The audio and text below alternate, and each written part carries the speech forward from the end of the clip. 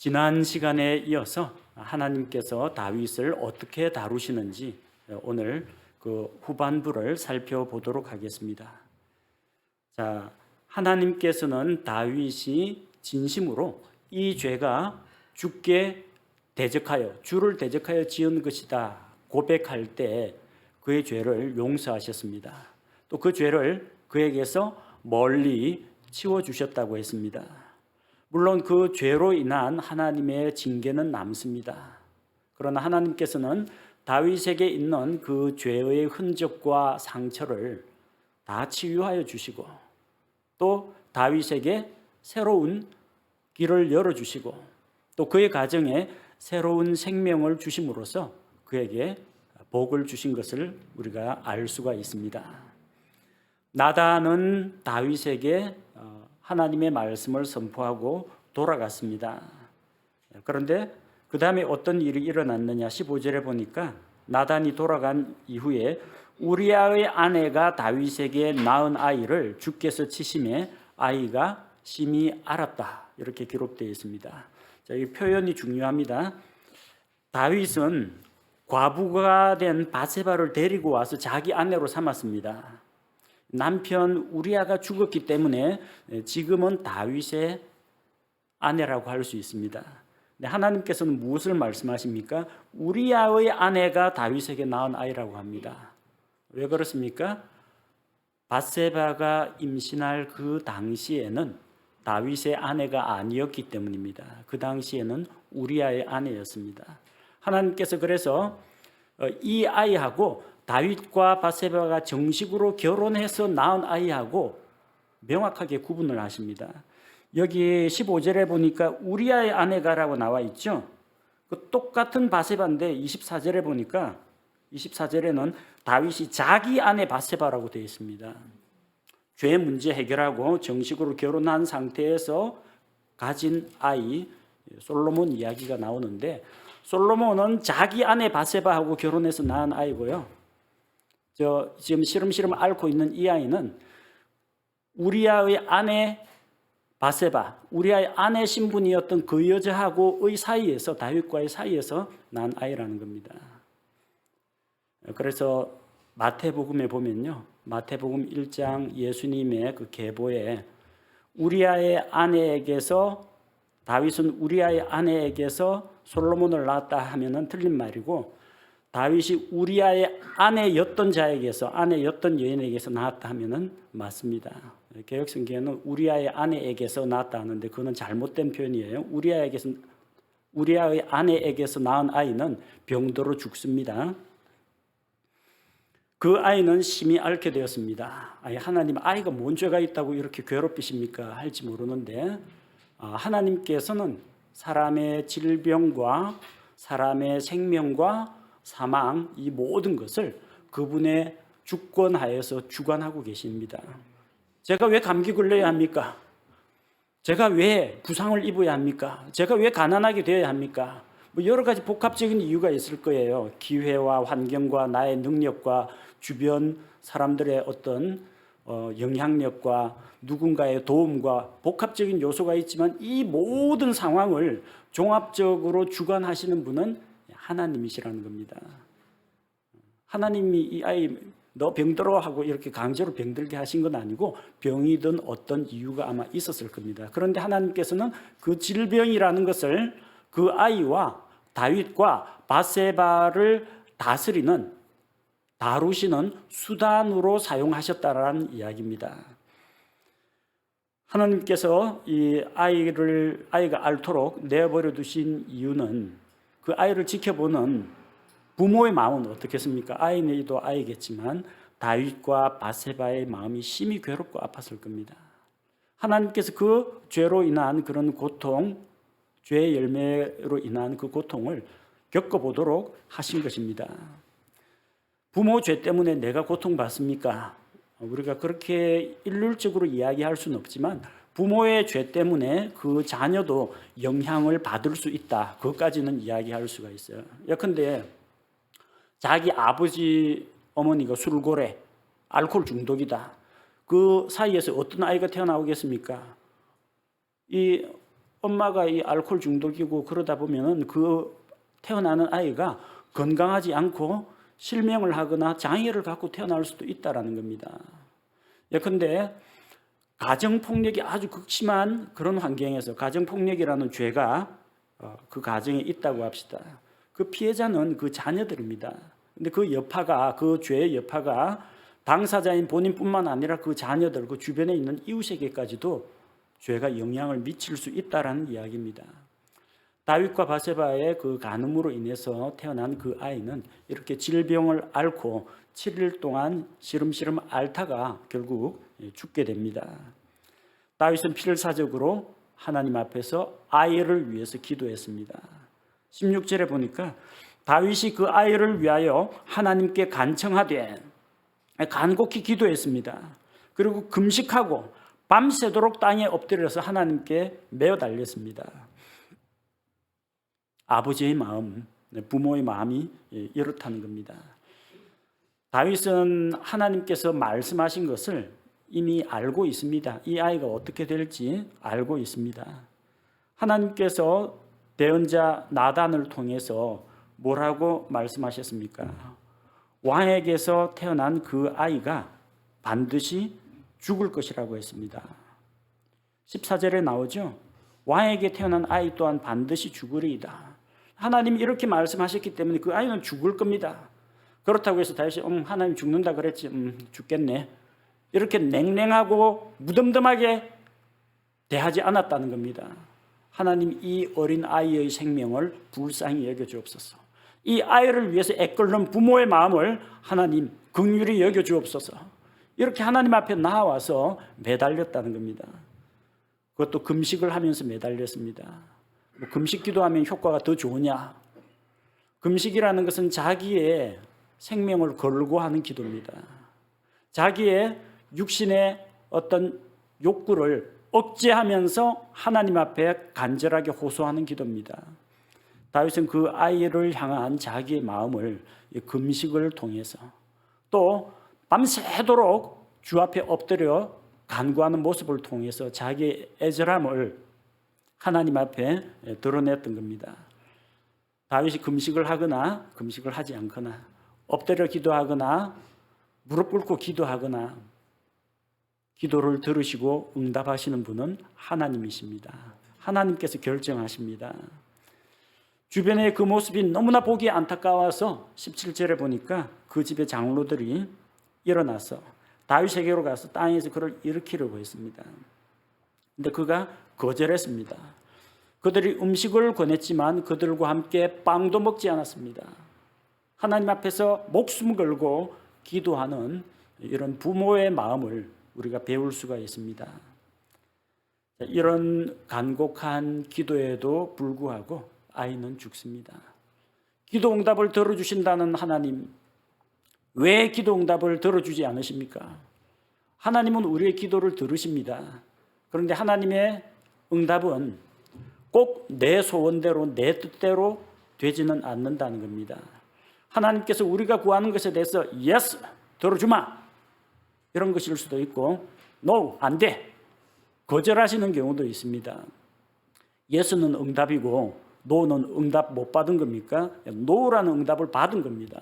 또 어떤 때는 그래, 들어줄게, 근데 지금은 아니야, 기다려. 하나님께서 때로는 좀 더 기다리며 좀 더 기도하기를 원하실 때도 있습니다. 신호등을 생각하시면 됩니다. 신호등 불은 항상 우리가 무작정 뛰어가라고 신호등이 있는 게 아닙니다.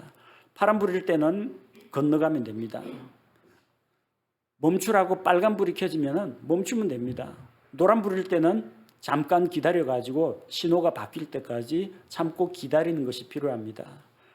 우리는 하나님께 기도하지만 하나님은 우리에게 바로 원하는 것을 주실 수도 있고 우리가 원하는 것을 주시지 않을 수도 있고 기다리게 하실 수도 있고 우리가 구하지 않은, 우리가 상상하지 않은 새로운 것으로 또 다른 방법으로 응답을 주실 수도 있다는 것을 우리가 꼭 기억해야 합니다.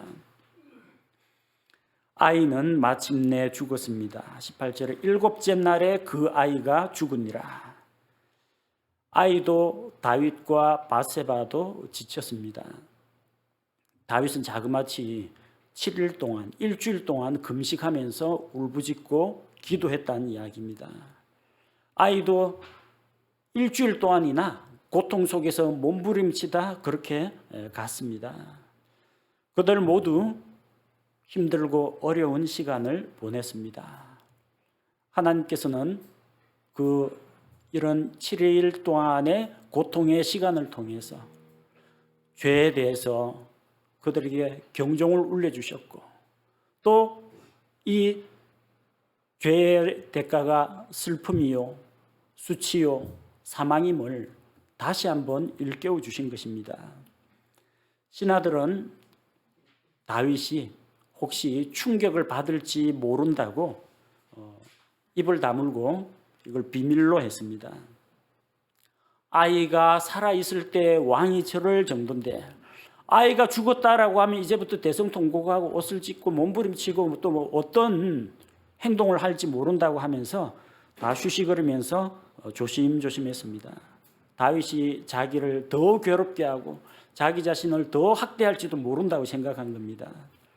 근데 가만히 보아하니, 신하들이 움직이는 기색을 보아하니 다윗은 아이가 죽은 것을 알게 되었습니다.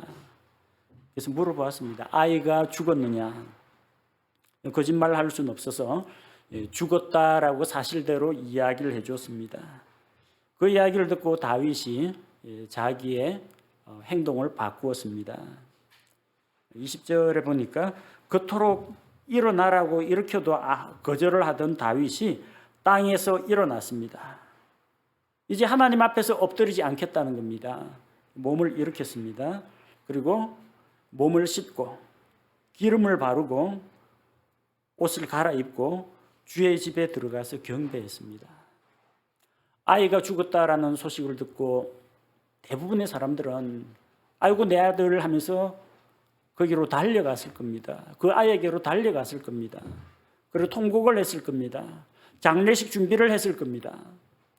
다윗의 최우선 관심사는 하나님이었습니다. 무엇 때문에 그가 주 앞에서 엎드렸습니까? 이 문제를 해결하실 수 있는 분은 하나님이시기 때문에 하나님께 매달렸던 겁니다. 아이가 죽었습니다.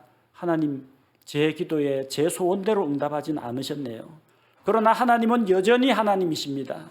아이를 살리셔도 내 하나님이시고 아이를 데려가셔도 나의 주, 나의 하나님이신 것은 변함이 없습니다. 그래서 깨끗하게 씻고 단장을 하고 제일 먼저 주 앞으로 나아가서 주께 경배를 드렸습니다. 그런 다음에 집으로 돌아와서 빵을 달라고 요구해서 빵을 먹었습니다. 이걸 보고 신하들이 이해가 되질 않았습니다. 어찌 이런 일이? 대부분의 사람들은 아이가 살아있을 때는 계속해서 뭐 울며 슬퍼하면서 아이 간병하고 그러다가 간병하려면 또 음식을 먹어야 되겠죠. 지치지 않도록 음식을 먹어가면서 아이를 막 돌보다 아이가 죽었다라고 하면은 이제 소망이 끊어졌다. 그러면서 금식을 하고 울고 머리카락을 풀어헤치고 이러는데, 다윗은 그 반대라는 이야기입니다. 아이가 살아있을 때는 금식하고 울더니 아이가 죽었다라는 이야기를 들으니까 이제는 태연하게 일상으로 돌아와서 빵을 먹는 것이 이해가 안 됐다라는 겁니다. 그 이유를 물어보니까 22절에 나오죠. 아이가 살아있을 때 금식하고 울고 매달린 것은 혹시 하나님께서 내게 은혜를 베풀어서 그 아이를 살려주실지도 모른다라는 일말의 기대가 있었기 때문이라는 겁니다. 그래서 그가 금식을 한 것은 슬프고 괴로워서가 아니라 하나님 앞에서 하나님께 호소하기 위해서 금식을 한 것이라는 겁니다. 근데 이제는 끝났어요. 아이가 죽었습니다. 아이가 죽었으니까 이제 금식할 필요가 없다라는 이야기입니다. 그 죽은 아이를 자기가 다시 살릴 수가 없어요. 다시 돌아오게 할 수가 없다는 겁니다. 이제 와서 울고 불고 금식한다고 죽은 아이는 살아나지 않습니다. 다윗은 이제는 마음을 놓았습니다. 아이가 질병으로 고통 속에 몸부림칠 때는 그를 위해 걱정을 했지만 이제는 걱정하지 않아도 됩니다. 왜? 죽은 아이를 위해 염려하지 않는 이유는 그 아이가 낙원에 들어갔기 때문입니다. 중요한 말씀인데 23절에 나오죠. 23절 그 후반부에 보니까 나는 그에게로 가려니와 그는 내게로 돌아오지 아니하리라. 나는 그에게로 가리라. 아이는 죽었죠. 다윗도 나중에 죽으면 아이 있는데 갈 수 있다는 이야기입니다. 다윗은 죽어서 어디 갈까요? 지옥 갈까요? 낙원 갈까요? 낙원 갑니다. 그럼 그 아이는 어디에 가 있을까요? 다윗하고 같은 데 가겠죠. 나는 그에게로 간다라고 했으니까 다윗은 아이가 있는데 간다라는 겁니다. 그럼 다윗은 낙원 간다. 그럼 아이는 어디 가 있어요? 낙원에 가 있다라는 이야기입니다. 이게 상당히 중요한 부분입니다. 엄마 뱃속에서 유산이 된 아이 사사나, 그 다음에 아직까지 말도 못 알아듣고, 그 다음에 죄에 대한 어떤 깨달음이나 인식도 없고, 내가 죄인이구나, 구세주를 찾아야 되겠다, 이런 생각도 못하는 이런 어린 아이가 만약에 죽게 되면은 어떻게 되느냐? 대부분의 그 교단에서 가르치는 교리를 믿는 사람은 원죄설 이야기하면서 그 아이는 죄인이기 때문에 죽어서 지옥 간다, 그렇게 가르칩니다. 혹은 만약 하나님께서 그 아이를 창세전에 예정하셨다면은 낙원으로 갈 것이고, 만약에 하나님께서 창세전에 예정 안 하셨다면 지옥에 갔을 것이다, 그런 식으로 이야기합니다. 그러나 우리는 이 말씀에 근거해서 어린아이가 죽으면은 낙원에 간다는 사실을 알 수가 있습니다. 나는 그에게로 가려니와 그는 내게로 돌아올 수 없다. 다윗은 자기가 낙원에 간다. 그리고 아이도 낙원에 있다.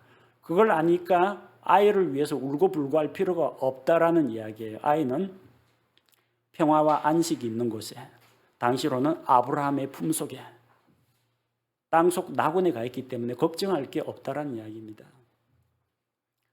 욥기에 보면은 욥이 고통 가운데에서 자기의 태어난 생리를 저주합니다. 내가 엄마 뱃속에서 태어나지 말았더라면, 사내 아이를 낳았다 하는 그 날이 깜깜한 밤이었더라면, 그리고 어찌하여 내가 못해서 태어났던가, 내가 어찌하여 엄마의 젖을 빨았던가, 차라리 내가 죽었었더라면, 그랬더라면 내가 평안히 안식을 누리며 있었을 것이다.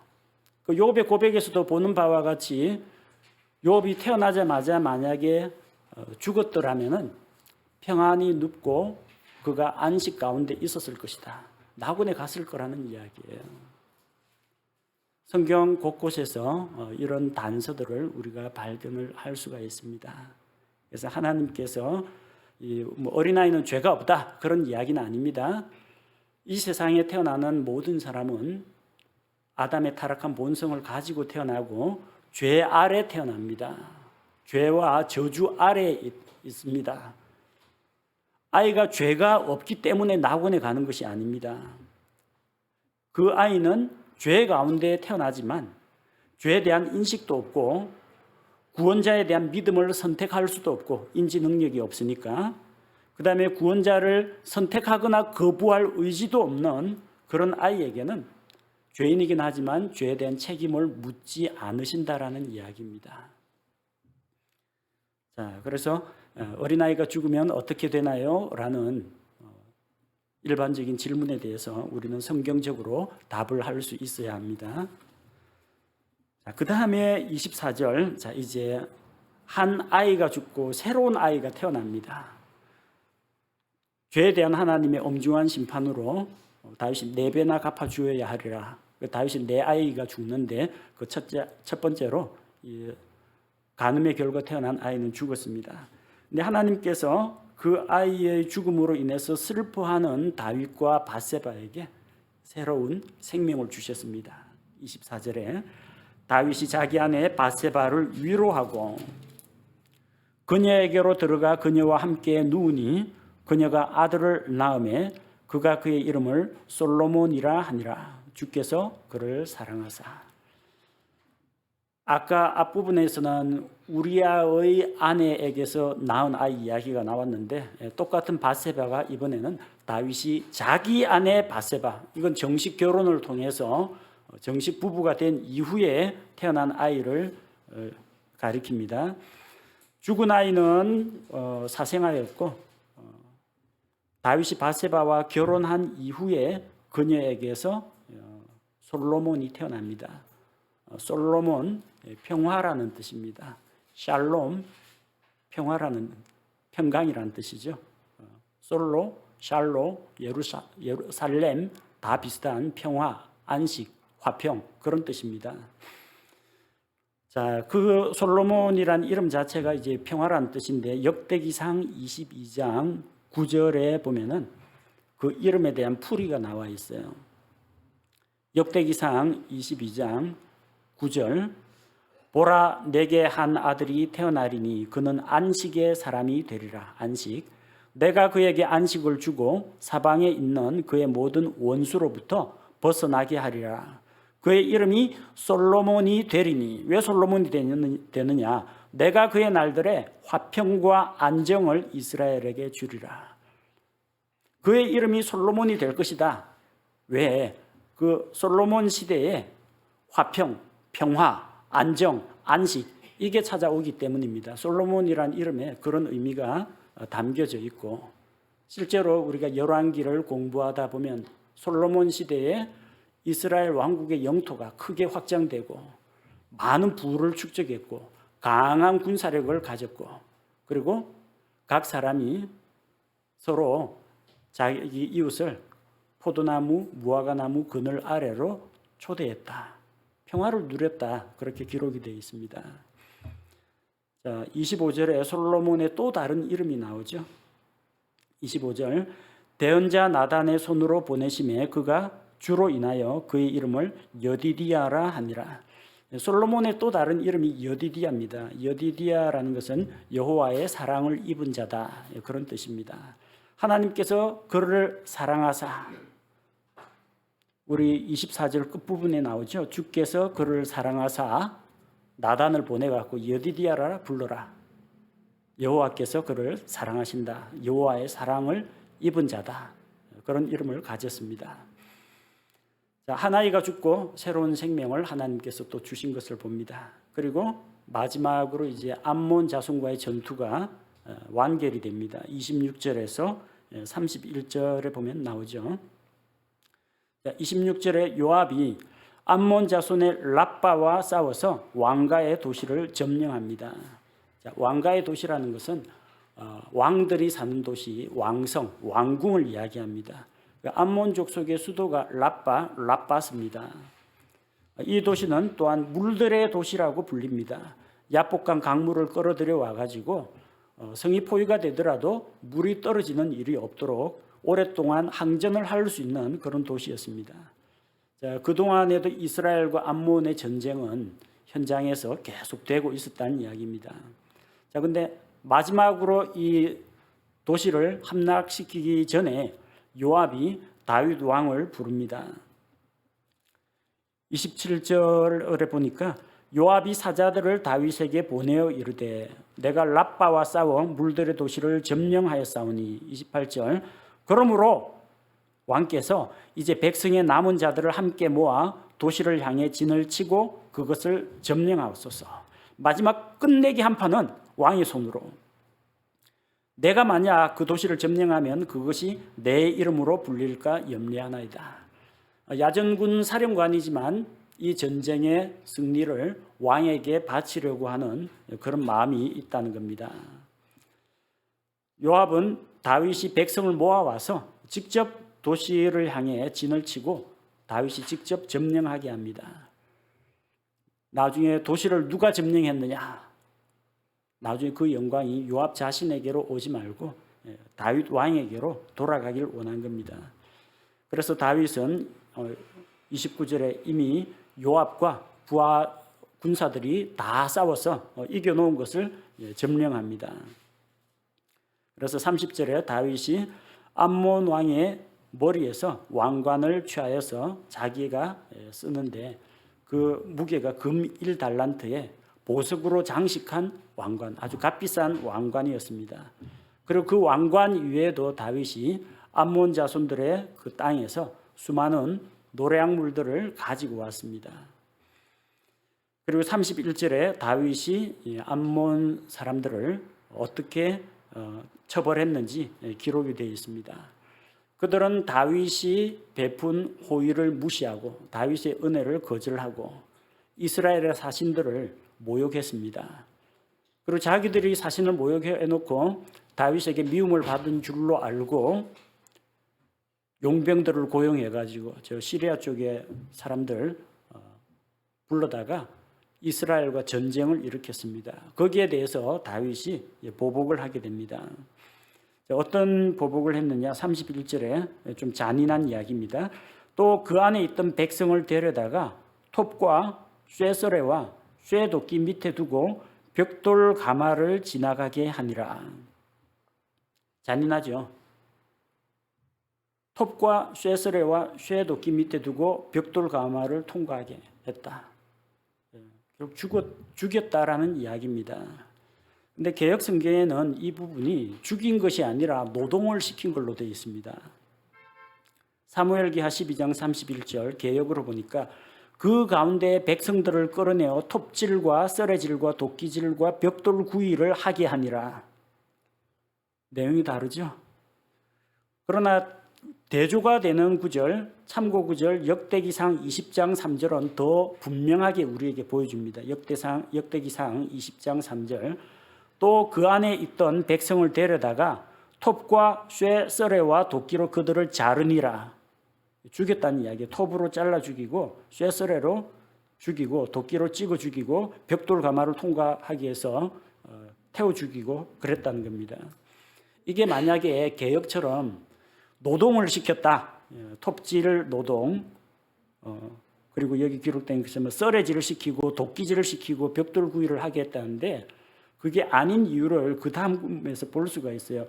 그가 암몬 자손의 모든 도시에 이같이 행하고 돌아왔다는 겁니다. 아니 암몬 그 도시에 무슨 벌목할 일이 그리도 많아가지고 도끼질 할 일들이 그리 많아가지고 톱질 할 일이 그리 많아가지고 사람들을 전부 다 무슨 건축업에 종사하도록 이 도시 가서 사람들 모아다 톱질, 썰애질, 도끼질 시키고 저 도시에 가서 또 톱질, 썰애질, 도끼질을 시키고 그 암몬 자손이 그 목축하는 민족입니다. 또 그 땅이 목축하기에 좋은 땅이고요. 무슨 건축공사하는 그런 민족이 아니에요. 그래서 어떤 이런 목공 일을 시켰다, 이런 노동을 시켰다라고 하면 해석이 맞지가 않습니다. 그다음 그렇게 목공을 시켰다고 하면 그 다음에 그들 다 풀어주고 예루살렘으로 돌아왔어요. 전쟁 일으켜가지고 암몬 자손을 그렇게 그 도시를 힘들게 점령한 다음에 암몬 족속들을 다 살려두고 노동만 좀 시키다가 돌아오고 그 톱질한 뭐 나무, 벌목한 나무 이거는 전부 암몬 자손 너희 집 짓는 데 써라 하고 줬다. 말이 안 되는 이야기라는 거예요. 성경 전 문맥을 보면은 왜 그렇게 몇 개월 동안 힘들어가지고 전쟁을 해서 도시를 빼앗았겠어요. 다시는 이스라엘을 넘보지 못하도록 강하게 징계하고 또 암몬 족속의 세력을 약화시키기 위한 겁니다. 그러니까 도시를 점령하고 라빠성을 빼앗고 그 안에 있던 사람들을 이렇게 잔인하긴 하지만 징치한 것입니다. 이렇게 해서 암몬 자손과의 전쟁도 이제는 마무리가 됩니다. 오늘 우리가 살펴본 말씀들 몇 가지만 짚어보도록 하겠습니다. 다윗의 태도를 보면은 아이가 질병을 앓을 때는 슬퍼하고 통곡하고 주 앞에 엎드려서 금식하고 그랬지만 아이가 죽고 나서는 평안을 누렸습니다. 왜냐하면 그 아이가 낙원에 들어갔다. 그게 위로와 소망이 되었기 때문입니다. 우리 그리스도인 역시 마찬가지입니다. 보통 사람들은 누구 가족이나 친척 지인이 죽으면 슬퍼하고 애곡하고 아이고 통곡 대성통곡을 합니다. 그러나 믿고 구원받은 사람 고인이 낙원에 들어갔다. 천국에 주님의 품에 안겨 있다. 그것을 믿는 사람들은 마음속에 안심을 합니다. 다윗처럼 일어나 앉아 주께 경배하고 마음 편하게 빵을 먹을 수가 있습니다. 믿는 자에게 있어 장례식은 슬픔과 애곡의 자리가 아니라 위로와 소망을 나누는 자리라는 것입니다. 하나님께서는 죄로 인해 태어난 그 아이는 데려가시고 정식 부부가 된 다윗과 밧세바 사이에 새로운 아들을 주셨습니다. 그리고 다윗과 밧세바 사이에서 태어난 그 솔로몬을 통해서 하나님의 아들 예수 그리스도께서 이 세상에 사람의 몸을 입고 오십니다. 암몬 자손과의 전투에서 요압이 보여준 모범적인 행동을 볼 수가 있습니다. 전쟁에서 승리의 영광은 물론 발로 뛰는 것은 일반 병사들이지만 결국 대장이 영광을 받습니다. 요압 대장은 그 영광을 다시 다윗 왕에게로 돌렸다는 것입니다. 우리가 영적 전쟁을 하고 또 우리가 믿음의 선한 싸움을 싸우고 주님의 도움을 받아서 승리하고 그래서 우리가 기뻐하고 감사하지만 그 모든 영광은 우리의 대장이신 우리의 머리가 되신 예수 그리스도께 돌려야 한다는 것입니다. 오늘 이 말씀들을 통해서 우리 함께 기쁨과 은혜를 누리시기 바랍니다. 함께 기도하겠습니다. 아버지 하나님, 오늘도 말씀 가운데 우리에게 새로운 위로와 소망을 주시니 감사를 드립니다.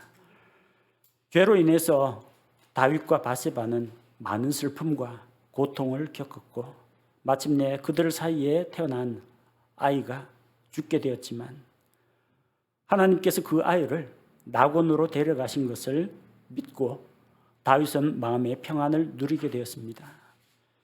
하나님, 우리의 죄를 다 예수 그리스도의 십자가로 대속하시고 우리의 죄와 범법에 따라 처벌하지 않으시고 다윗과 같이 하나님의 용서와 하나님의 긍휼을 베풀어 주시니 감사를 드립니다.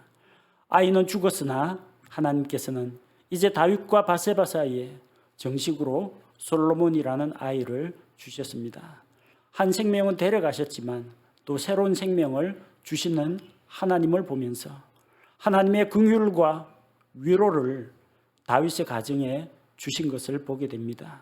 모든 위로와 은혜의 하나님께서 우리가 환난 가운데서 겪는 위로와 은혜를 통해서 또 다른 환난 중에 있는 자들을 능히 위로하는 자가 되게 인도하여 주옵소서. 요압이 보여준 삶의 모습과 같이 우리가 잘되고 형통하고 성공하고 승리할 때 모든 감사와 찬송은 아버지 하나님께로 우리의 머리이신 주 예수님께로 영광 돌리는 삶을 살게 하옵소서. 예수님의 이름으로 감사드리며 기도합니다. 아멘.